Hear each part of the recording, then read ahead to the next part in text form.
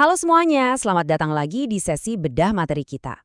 Oke, hari ini kita bakal ngebedah satu mitos budaya yang udah mengakar banget di kepala kita.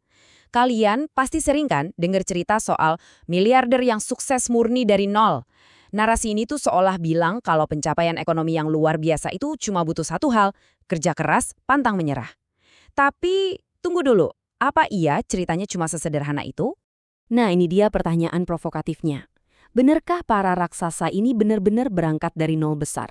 Maksudnya, ketiadaan modal awal, tanpa koneksi, atau tanpa privilege sama sekali itu sungguh ada nggak sih di dunia nyata? Di eksplorasi kali ini kita bakal jadi detektif sedikit ya. Kita akan gali lebih dalam dan ngelihat langsung struktur masif apa yang sebenarnya bersembunyi jauh di bawah permukaan kesuksesan yang selama ini kita lihat. Biar gampang, ini peta jalan kita hari ini. Kita mulai dari membongkar mitos kesuksesan dari nol, terus kita intip apa itu aset tersembunyi, lanjut melihat realitas para raksasa teknologi, menghindari jebakan bias sintasan, ngebahas apakah usaha masih penting, dan ditutup dengan merumuskan ulang makna kesuksesan. Yuk, langsung aja kita mulai. Bagian pertama, mitos kesuksesan dari nol. Kita coba preteli dulu nih, narasi populer yang bilang kalau kemauan keras aja udah pasti jaminan sukses. Coba deh, kita bandingkan dua kacamata ini. Kalau pakai kacamata meritokrasi tradisional, sukses itu didefinisikan secara sempit, ya murni hasil keringat dan bakat kamu sendiri. Titik. Tapi waktu kita pakai lensa kritik sosiologis modern, nah, faktanya jauh lebih kompleks.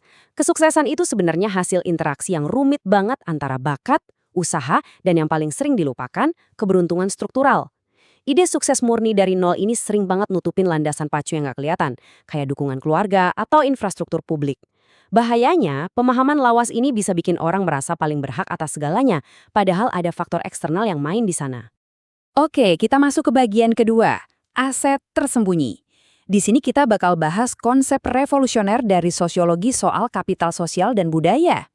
Pernah nggak kepikiran kalau yang namanya kapital itu nggak melulu soal duit cash? Ada yang namanya kapital budaya. Ini tuh aset sosial non-finansial, kayak pendidikan, gaya bicara, sampai wawasan kultural. Poin pentingnya di sini, kapital budaya bertindak layaknya semacam mata uang simbolik gitu. Mata uang inilah yang nentuin apakah kamu bisa membaur secara natural di lingkungan elit atau malah kelihatan canggung banget.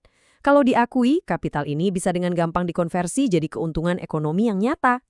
Sosiolog Pierre Bourdieu ngebagi kapital budaya ini jadi 3 wujud. Dan ini mind-blowing banget. Pertama, embodied. Ini yang udah mendarah daging, kayak cara ngomong yang elegan. Kedua, objectified. Ini wujud fisik kayak kepemilikan buku sastra atau karya seni bernilai tinggi. Dan ketiga, institutionalized. Contohnya ijazah dari universitas top. Sadar nggak sih, sistem sekolah kita itu secara implisit ngasih reward loh buat nilai-nilai kelas menengah ini? Jadi, anak-anak yang sedari kecil udah dibekali kapital budaya ini, otomatis dapat awalan supermasif yang nggak kelihatan.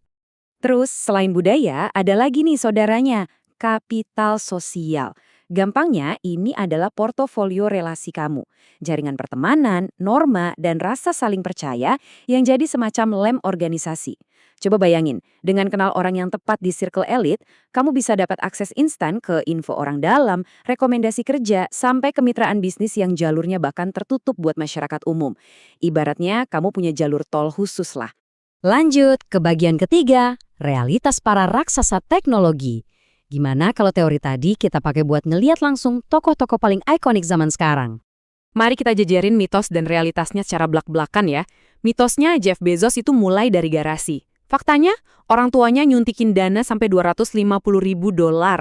Padahal, Bezos sendiri bilang peluang suksesnya cuma 30%.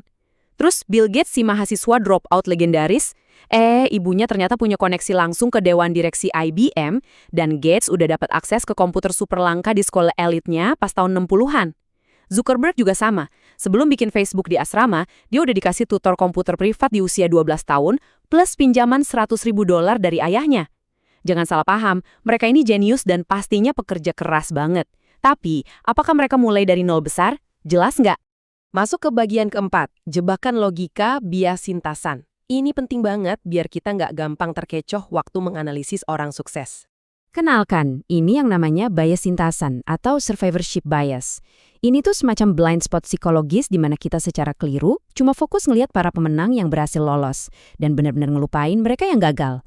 Contoh klasiknya terjadi waktu Perang Dunia Kedua nih. Ahli statistik militer mau nebelin baja pelindung di bagian pesawat pengebom yang pulang penuh lubang peluru. Masuk akal kan? Mereka lupa satu hal krusial. Peluru yang kena bagian vital justru bikin pesawatnya hancur dan nggak pernah pulang buat dianalisis.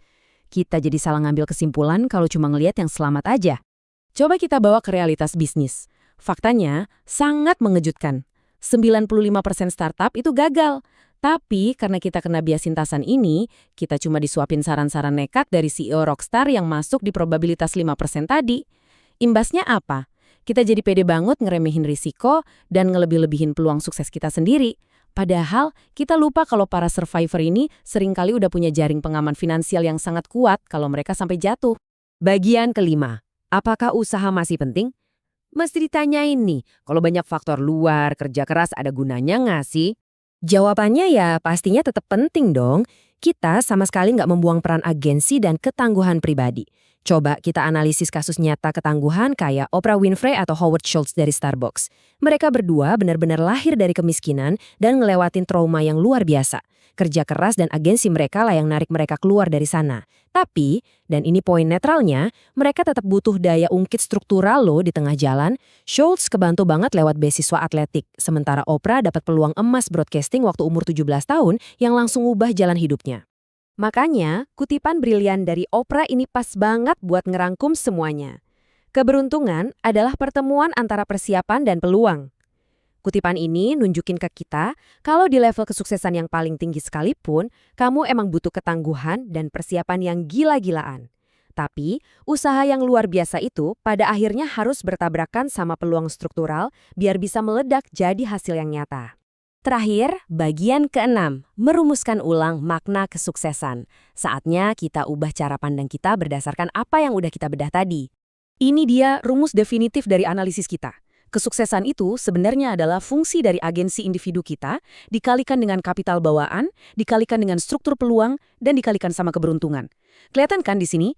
Usaha dan kerja keras kamu itu satu variabel yang mutlak penting, betul. Tapi dia nggak berdiri sendiri, guys. Kerja kerasmu bakal menghasilkan ledakan sukses cuma kalau dia didukung sama modal sosial, infrastruktur, dan ya, momentum probabilitas yang pas. Dekonstruksi ini bukan buat bikin kita pesimis atau mandek berjuang, tapi buat bikin kita melek realitas. Pada akhirnya, ini ninggalin satu pertanyaan reflektif yang mendalam buat kita semua. Kalau ilusi titik start nol itu nggak benar-benar nyata, gimana sih caranya kita sebagai masyarakat bisa mendistribusikan keuntungan-keuntungan tak terlihat ini secara lebih merata? Memahami hal ini tuh langkah pertama loh, buat membangun sistem di mana setiap tetes keringat benar-benar dapat peluang yang adil. Gimana menurut kalian? Teruslah belajar, tetap kritis, dan sampai jumpa di sesi bedah materi kita yang selanjutnya.